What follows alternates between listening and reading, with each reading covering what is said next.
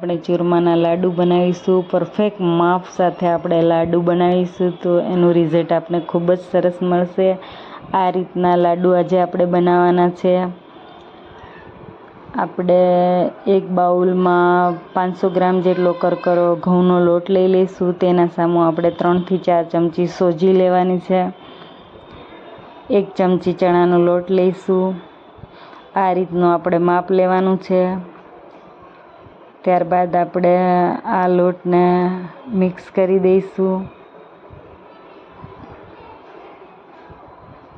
આ રીતનું મિક્સ કરીને એના માટે આપણે મોણમાં 1 વાટકો ઘી ઉમેરીશું.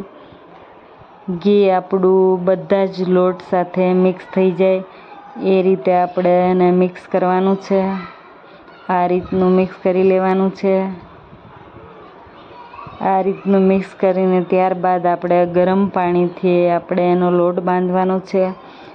ગરમ પાણી થોડું થોડું ઉમેરતા જઈશું અને આપણે લોટ બાંધવાનો છે.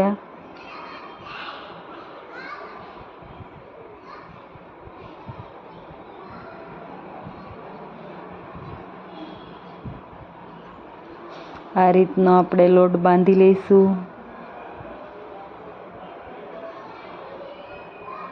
ભાખરી જેવો આપણે લોટ બાંધવાનો છે. ત્યારબાદ આપણે આ રીતના શેપ આપીને મુઠિયા બનાવીશું.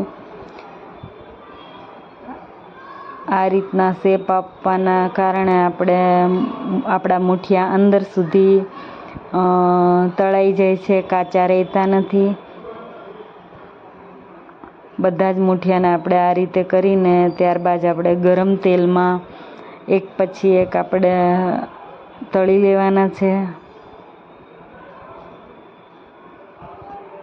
ધીમા ગેસ ઉપર ગોલ્ડન બ્રાઉન ના થાય ત્યાં સુધી આપણે તળવાના છે.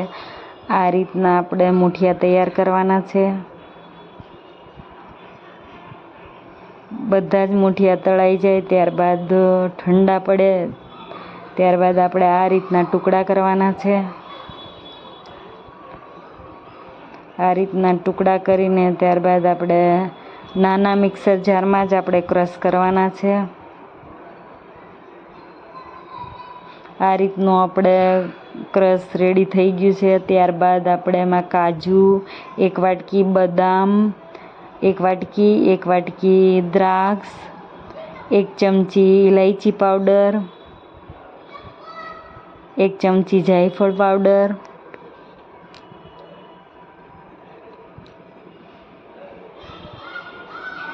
ત્યારબાદ આપણે 200 ગ્રામ જેટલી ખાંડ દળેલી લીધી છે.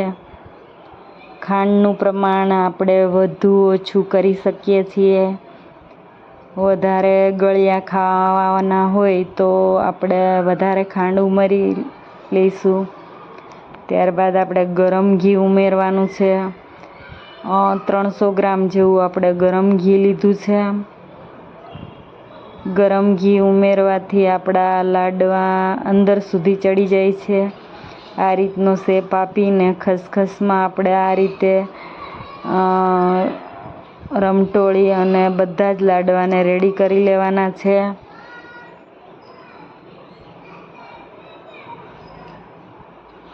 આપણા લાડવા રેડી થઈ ગયા છે. લાડવા જોતાં જ મોઢામાં પાણી આવી જાય એવા લાડવા આપણા રેડી થઈ ગયા છે.